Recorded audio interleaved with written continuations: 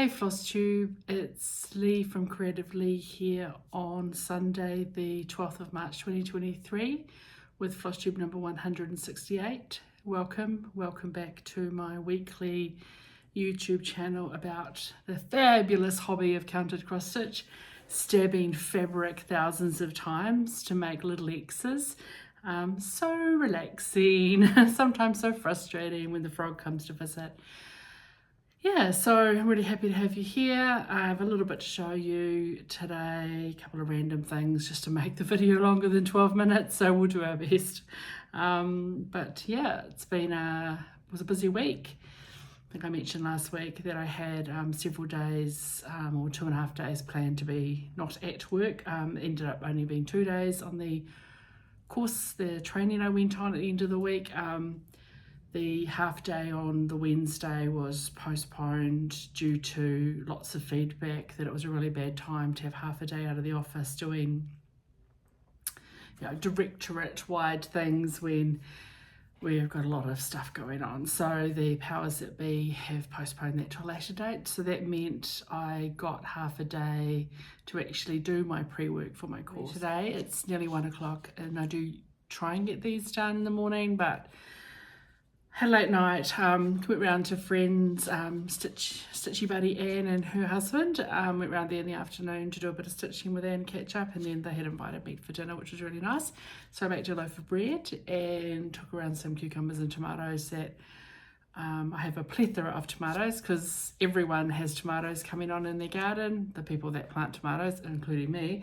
So yeah, lots of tomatoes, so I took that around and it was nice to have some company for the afternoon and evening, but that meant I got home, I don't know, maybe about 9:45, and then I was a little bit too wired to go to sleep, and it was too hot in my house because I'd been away, so I had to put the aircon on a bit to cool down before I could go to bed. So I think I turned my light out at like 1 minute to midnight, so I had to sleep in because I likes me sleep.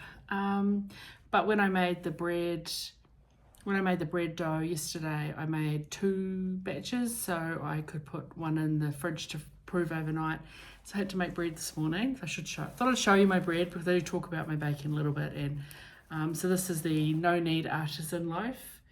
So that's going to be nice for breakfast and lunch this first half of the week.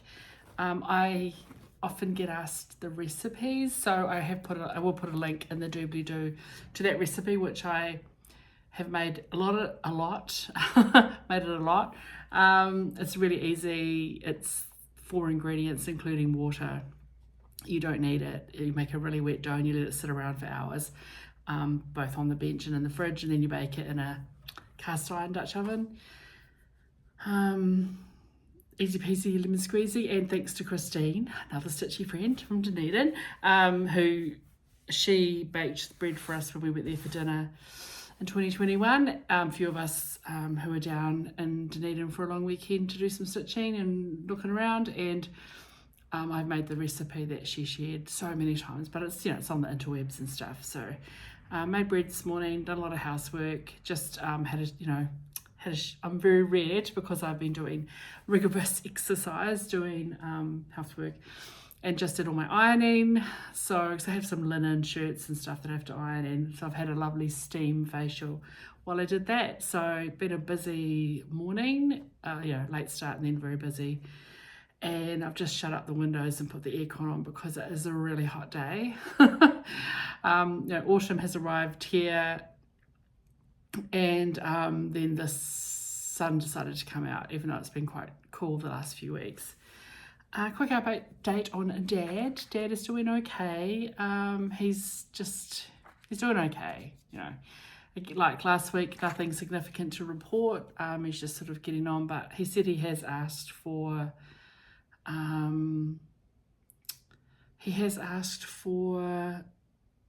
put an application in to see if he can get some more assistance at home with the day-to-day kind of tasks, because with his ongoing what do you call it when you're dizzy? I'm having a brain fart. Vertigo, ongoing vertigo, you know, his fact that he can't lift his arms too high because of his shoulders and his back and his thing and his Watson and hooflacky. Yeah, he's just really struggling a little bit to get some of the daily stuff done. So we'll see what happens there. And yeah, I don't think there's anything else. He said he has a lot of appointments this next 10 days, follow-ups with the hospital from his MRI and hearing aid, like hearing appointments. Just he's due for new hearing aids. Both of his other ones have stopped working. The lady about his vertigo will come and visit again, see how he's going. He's got a meeting with a podiatrist. I don't know, it's a whole lot of the list goes on, right? The training that I was attending Thursday, Friday was sort of the other end of the main CBD from where I work. So I was in the part of town that I don't get to during the week, typically, because I don't, like, by the time I left work and walked there, it'd be time to walk back again. Don't have time to browse in shops or anything like that. So, but there's a lovely bookshop. People from Wellington know it, Unity Bookshop, and they just have lots of lovely books. So they're not a main brand. They don't sell, you know, you can't go and get women's magazines, and they have, you know, they do have a small card and stationery selection, but it's kind of really arty, local stuff. They have whole sections on philosophy and architecture and gender studies and politics and textile art and beautiful cookbooks and a very, very impressive like young adult and various children's sections. So lovely New Zealand books. And anyway, I love walking around that bookshop. So I treated myself to a wee book. So this one sort of just thought I'd share this because it's kind of interesting. Deep Wheel Orcadia. It's a little wee book, and it is a sci-fi book, but that's not the main reason I bought it.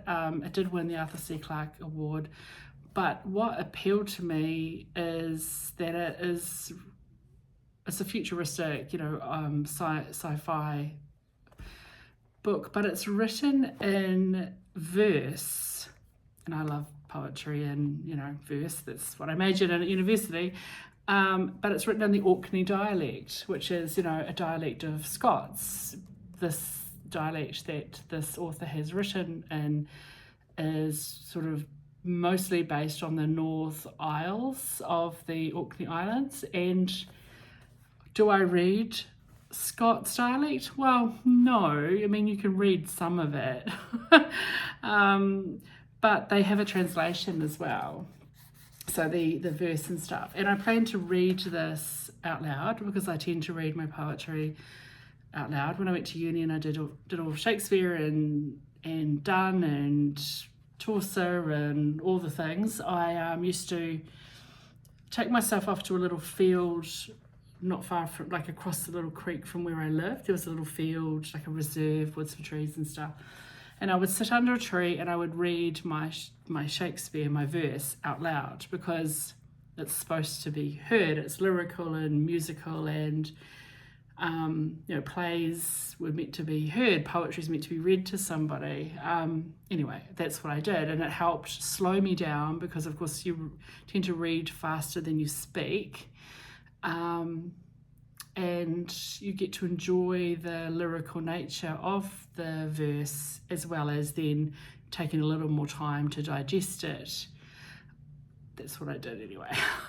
So that's the main reason. Like I was like, well, I do enjoy a little bit of science fiction. I'm not a huge sci-fi fan, but I do like, you know, some. But it was more the kind of literary nature of this, with it being in the verse. In this, you know, North Scots dialect.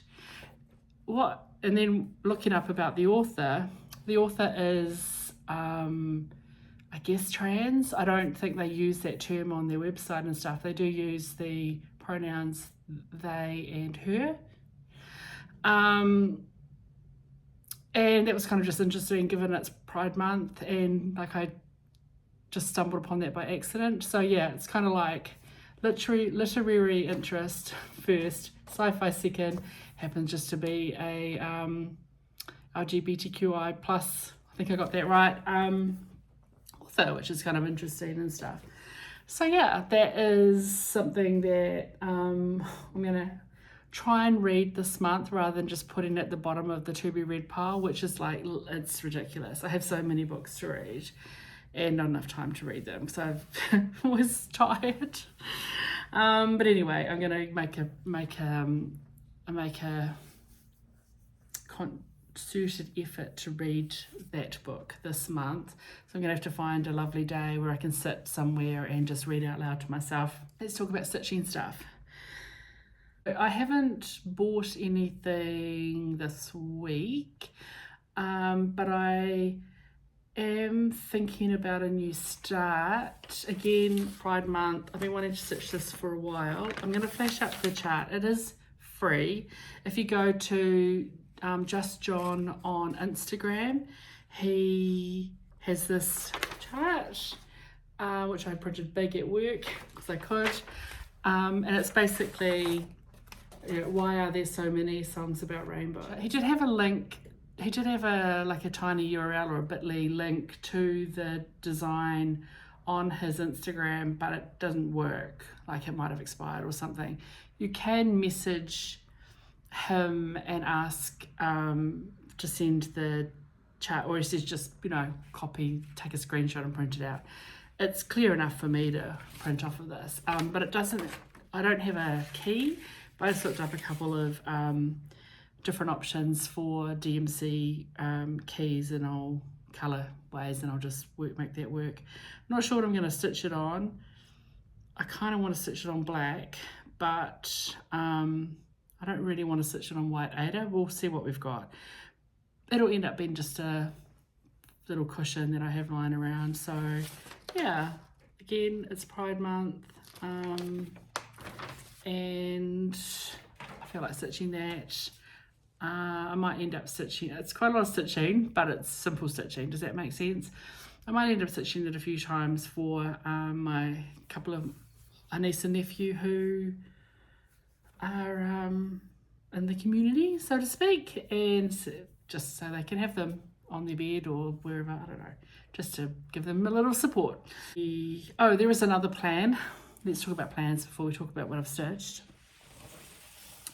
You may recall I bought this or showed this last week. It arrived, I think it was last week I showed it. Blackbird Designs When the Leaves Fall.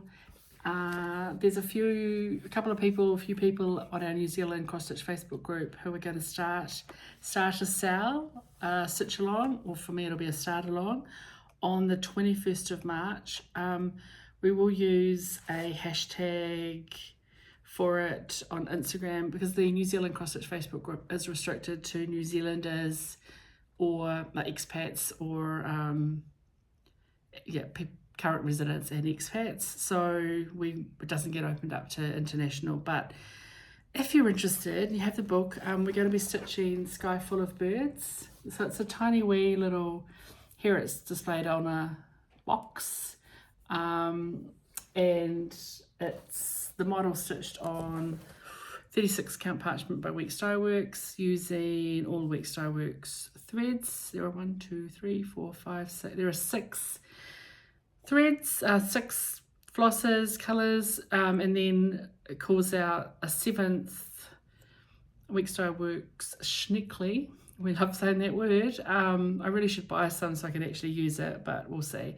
But it is only used for 5 eyelet stitches, so obviously you could use something from your stash if you didn't feel like buying a whole Weeks Dye Works skein of floss to do 5 eyelet stitches.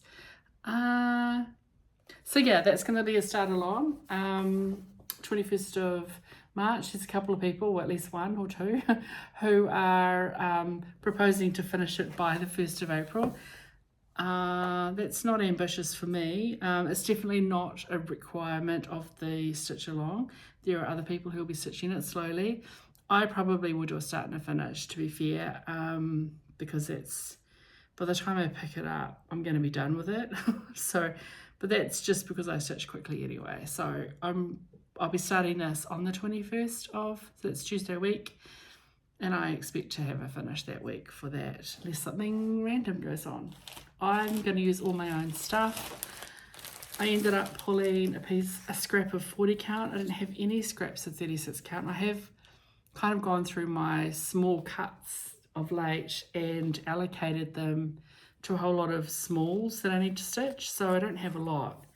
But I have this piece of Weeks Dye Works beige left over, and I've pulled just a whole lot of randomness from my stash. The 6 colours I've got, instead of instead of all the Weeks Dye Works, instead of Caper, I'm going to use Leo and Roxy Vampish.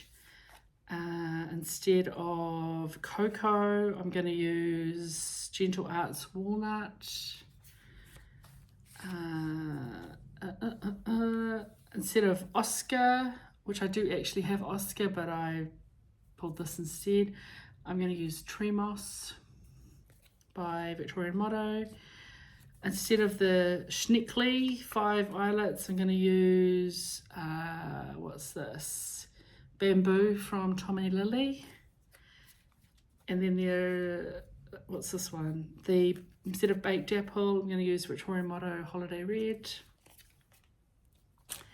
And instead of Cinnamon Twist, I'm going to use Rose on Glaze. And the last one is, instead of Cinnabar, I've got this Victorian Motto Antique Pink. So I'll show you them all together. I think they look quite pretty on this fabric. This fabric has definitely got a kind of a more green tinge. I think the called for looks like it a little bit more dusky. Anyway, so that won't take me long to do that. So if you want to join us, if you have the book and you'd like to join along and post on Instagram or what have you, you are welcome. If you're in the New Zealand Cross Stitch Facebook group, just watch out. There'll be plenty of people sharing from the 21st, I'm sure. So exciting. What have I stitched? Okay.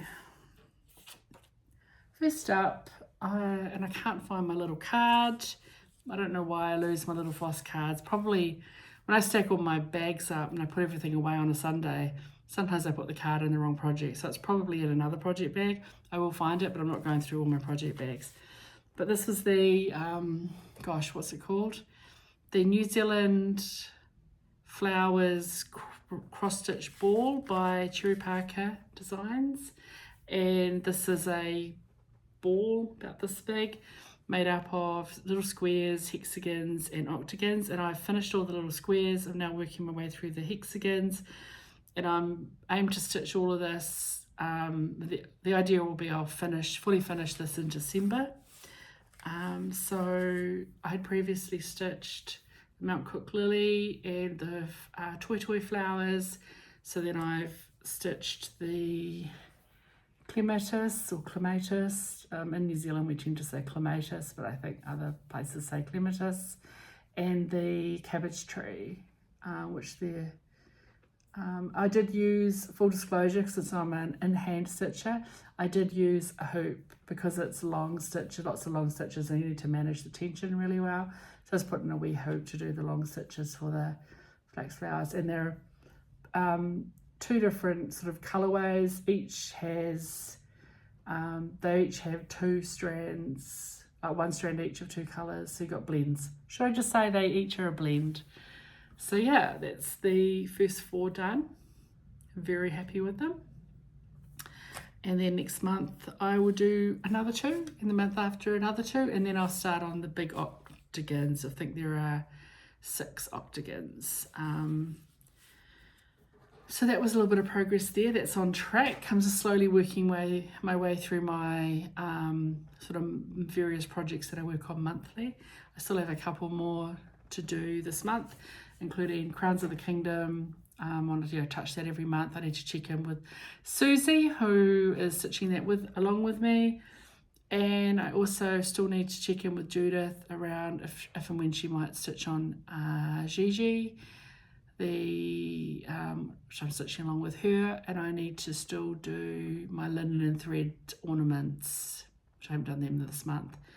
I think that might all be all of my monthly projects. I'm not sure. I've got a piece of paper on my computer. I have a spreadsheet on my computer, a piece of paper on my computer. Right, next up, I'm like, what could I finish? What could I finish? And then I picked up something that wasn't close to a finish, although it is now close to a finish. So it's my birthday start from this year, Mary Jane Fry, 1861, which is a reproduction from Amanda Rose, the solitary stitcher. And this is all my own conversion that I'm stitching on a no-name piece of 36 count Victorian motto sampler shop with my own cotton conversion, mostly Tom and Lily, apart from one blackbird I think I'm using for the dark brown. So yeah, that's started on my birthday. And last time you saw this, I had completed all of the border, and I got a little carried away, and I enjoyed stitching it so much that I got most of it done. So yeah, started with my name, my personalizations. I've changing it to my details. I've got my name and the year down there. So I will definitely finish it this year, as in very soon. And all that middle bit done. Those weird looking cats are in. Swapped her initials for mine there. And I've got the bottom row of alphabet in. So yeah, there's a couple more little floral borders, and is it 2 more rows of alphabet? Yep, 2 more rows of alphabet. So I am absolutely thrilled with how this looks. I am just pleased. And I don't know, there's not that much stitching in it. Everything's kind of sort of sparse and delicate. Like some borders are really intense, the border, but each of those little borders are nice and repetitive, so you can just sort of, stitch a row, and I always flip it upside down when I go the other way, put little doots in, get the alphabet in. This flower's pretty straightforward.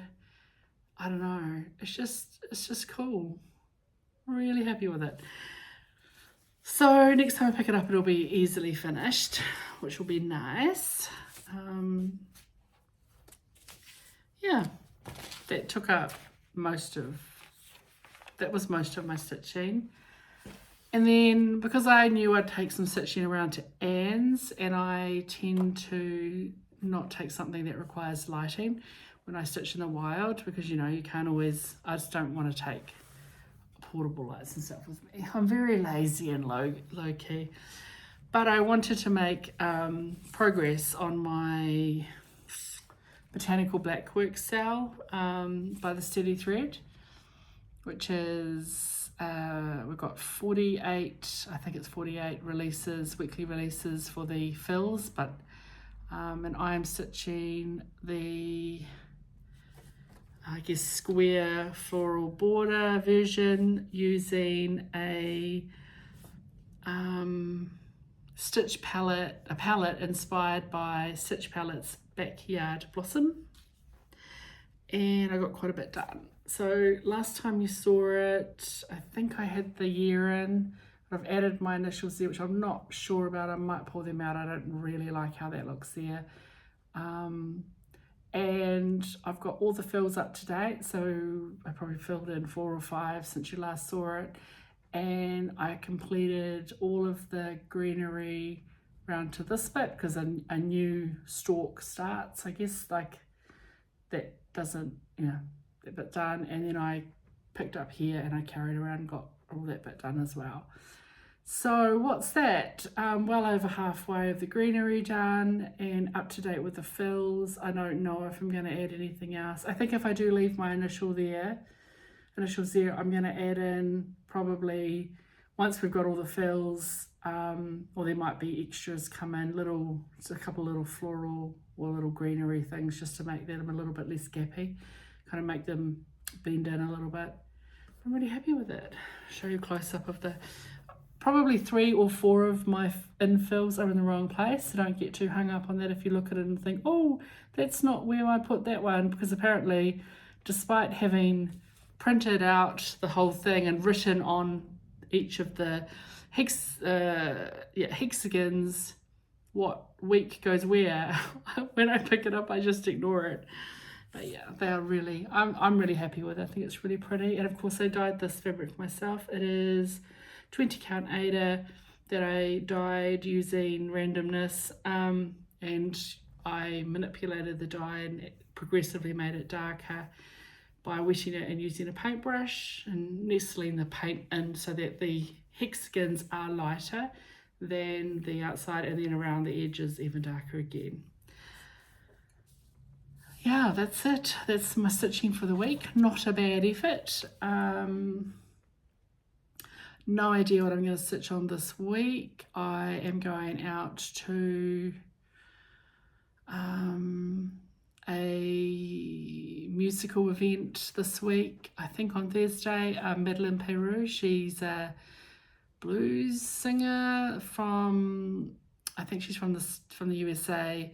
I first bought a CD of hers when I lived in Whakatane, so crikey, back in probably like 1994 or 95, maybe mid-90s, let's say.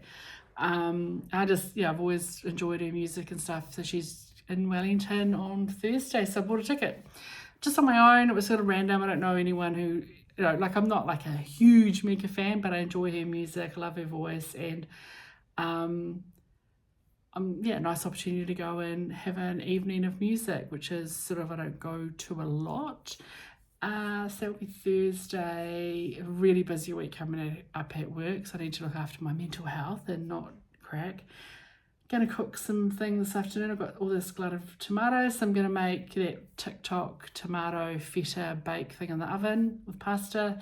That'll do me for sort of lunches over the week, and I'll enjoy some of my bread with that probably, and make a wee salad. So pretty exciting. I've got some pesto to make and probably make some banana chocolate chip muffins as well, so that I can not buy lunches. Try not to buy lunch. It's such a waste of money. Oh my God, food is so expensive.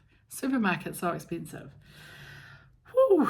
I don't know how people on a crappy income make it. You have my thoughts if you're on a lower income, because I'm on a pretty good income and I'm like, holy shit, how can we eat?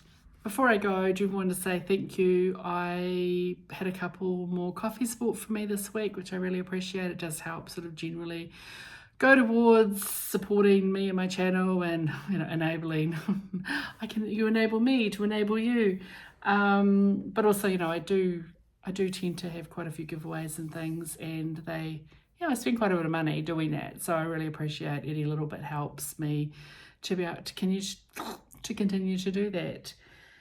As always, in the doobly-doo I've got links to information about all the projects that I've shown you. There'll be a link to the bread recipe if you want to learn how to make a really easy, no knead loaf of bread.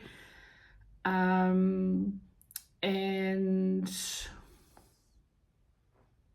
link to contact information for me, and my buy me a coffee link if that's something you're interested in. Otherwise, have a good week. Find joy in your stitching, and as always, don't let your needles rust. Ciao.